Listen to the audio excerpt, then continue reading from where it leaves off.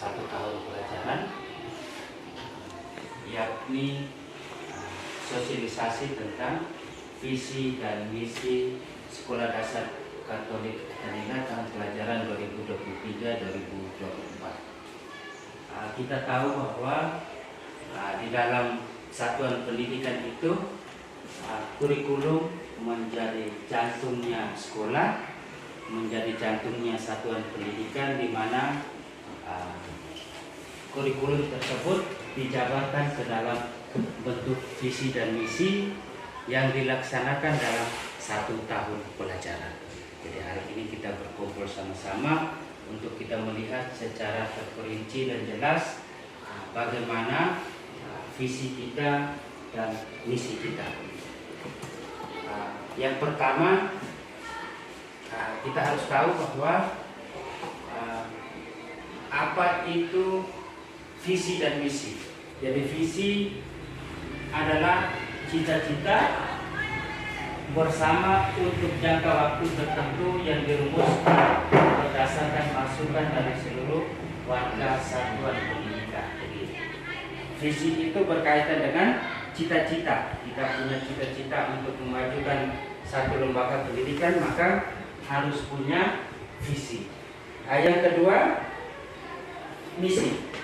Misi itu artinya bahwa cara-cara yang kita lakukan dalam satuan pendidikan dalam upaya mencapai visi yang kita sudah rencanakan tadi. Jadi itu berkaitan dengan visi dan misi. Yang berikut lagi berkenaan dengan itu, maka saat kita melakukan analisis lingkungan belajar, visi dan misi serta tujuan harus sesuai dengan kurikulum dari pusat.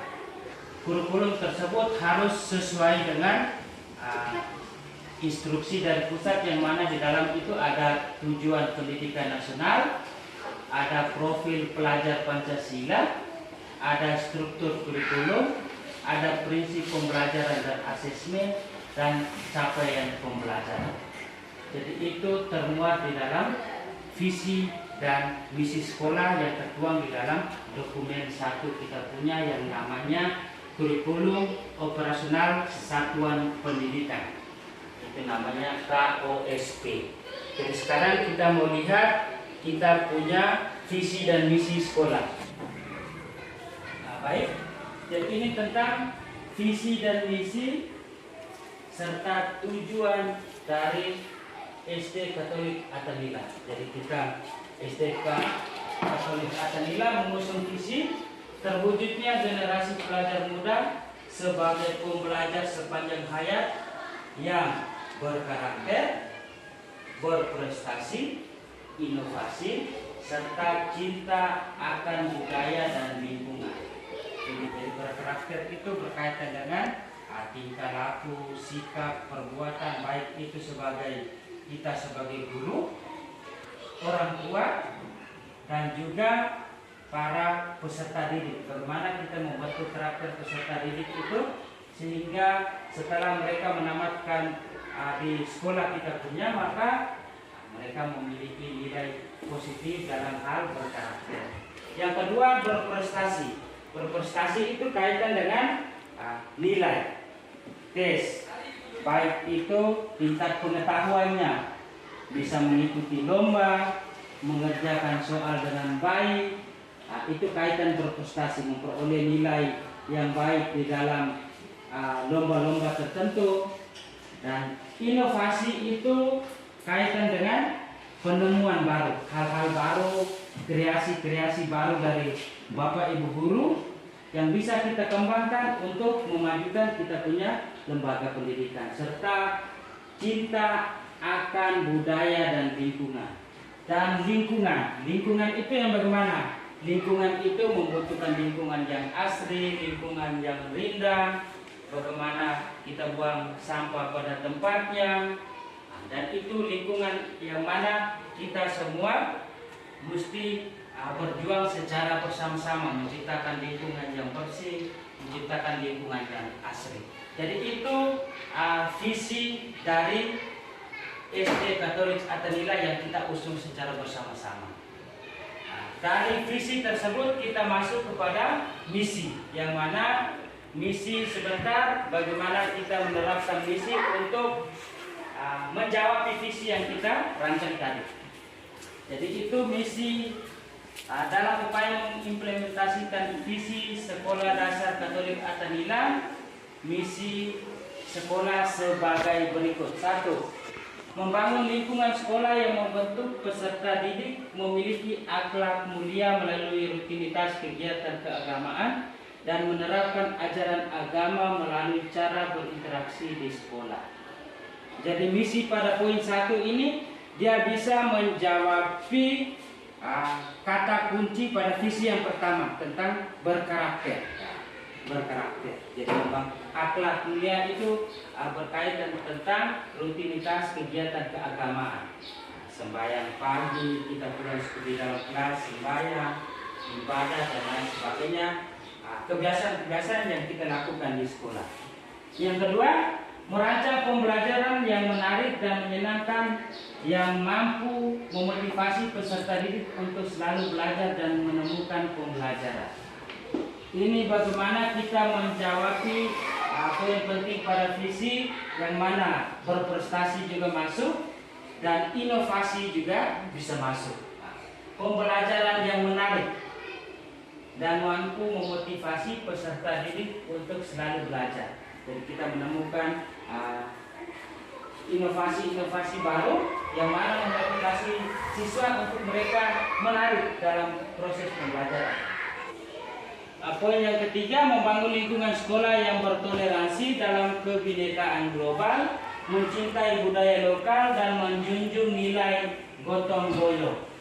Kita masuk lagi pada misi yang keempat, mengembangkan kemandirian nalar kritis dan kreatif yang memfasilitasi keragaman minat dan bakat peserta didik. Jadi poin 4, 5, dan 6 itu terwakili di dalam visi kita punya tadi, yang sudah ada beberapa kata kunci yang bisa dijawab oleh 6 misi ini. Kita ke tujuan, kita lihat tujuan. Tujuan dari yang kita terapkan di SD Katolik Attanila ada beberapa, ada 3 tujuan yang penting. Yang pertama itu tujuan jangka pendek, tujuan yang harus kita capai. Misalnya 1 tahun pelajaran. Misalnya kita sudah rencanakan dalam 1 tahun pelajaran, maka apa saja yang kita rancang dan bagaimana tujuan itu kita bisa sampai atau tidak. Mengoptimalkan sarana prasarana sekolah untuk menunjang rancangan pembelajaran yang memotivasi kegiatan selalu belajar. Ini berkaitan dengan sarana prasarana. Yang kedua, menyelenggarakan sistem penilaian dengan sistem digitalisasi. Ini program tujuan jangka pendek. Terus, membentuk peserta didik yang taat dan tepat waktu melaksanakan ibadah. Itu kebiasaan yang kita pupuk dari hari ke hari. Berikut, meningkatkan simpati dan empati peserta didik dalam kepedulian sosial.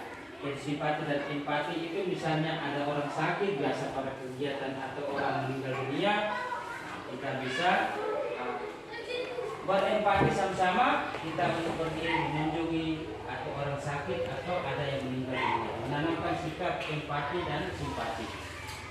Yang berikut, merancang program sekolah untuk mengenalkan implementasi kebinekaan global di masyarakat. Kebinekaan global itu berkaitan dengan tindak tanduk kita, bagaimana cara membaur kita, baik itu secara sama-sama, seagama, berbeda suku, berbeda ras, berbeda daerah dan berbeda budaya dan lain sebagainya.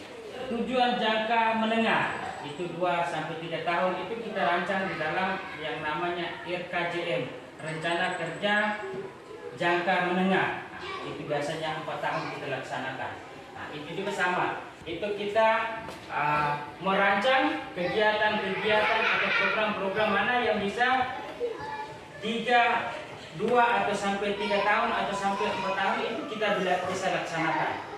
Jadi misalnya salah satunya merancang pembelajaran yang sesuai dengan tingkat perbedaan kemampuan kognitif peserta didik. Jadi misalnya di dalam satu kelas, perbedaan kognitif kita, kemampuan anak itu berbeda-beda. Jadi misalnya 2 sampai 3 tahun ke depan sambil kita belajar, maka kita bisa melihat anak-anak ini yang punya kemampuan lebih, maka mereka kita petakan di salah satu kelompok. Mereka yang lambat, bagaimana caranya kita beri untuk itu. Kita punya rancangan itu dalam jangka waktu menengah, jangka panjang 4 tahun ke depan. Itu merancang pembelajaran dengan model pembelajaran yang menjadi ciri khas sekolah dan menghasilkan lulusan yang memiliki mental pembelajar sejati dan membentuk peserta didik yang berakhlak mulia dan selalu peduli sosial dan toleransi beragama. Jadi itu tujuan jangka panjang kita punya yang tertuang dalam RKJM, yang mana setiap 4 tahun disusun RKJM itu untuk bagaimana kita melihat perkembangan dari tahun ke tahun, 1 tahun pelajaran, apakah program-program yang kita laksanakan itu kita laksanakan atau kita tidak laksanakan atau belum laksanakan, dan itu menjadi program rutinitas, program wajib yang harus kita selesaikan. Jadi itu beberapa poin penting yang berkaitan dengan sosialisasi visi dan misi sekolah kita dalam tahun pelajaran 2023-2024, yang mana kita sudah lihat sama-sama tadi kita punya visi itu apa saja, sehingga pada kesempatan ini Bapak dan Ibu guru merasa masih ada kekurangan ataukah ada yang perlu dilengkapi berkaitan dengan kita punya visi atau misi yang masih kurang, maka kita bisa lihat dan kita bisa lengkapi secara bersama-sama. Kalau sudah bisa menjawab semuanya sesuai dengan kurikulum dari pusat, aturan dari pusat, dan kita sesuaikan dengan kondisi lingkungan di sekolah kita, maka kita rasa visi dan misi ini kita pakai untuk tahun pelajaran 2023-2024. Bisa ya Bapak Ibu guru? Bisa, kita bisa pakai ini ya? Bisa. Oke. Pada kesempatan terakhir, saya selaku kepala sekolah, saya mengucapkan terima kasih banyak kepada Bapak dan Ibu guru, yang mana kita bisa diberi waktu pada kesempatan ini untuk kita duduk sama-sama, kita melihat visi dan misi yang akan kita lakukan dan akan kita jalankan pada tahun pelajaran 2023-2024 dari bulan Juli ini sampai pada bulan Juni 2024. Hanya itu saja yang perlu saya sampaikan. Terima kasih dan selamat siang untuk kita semua.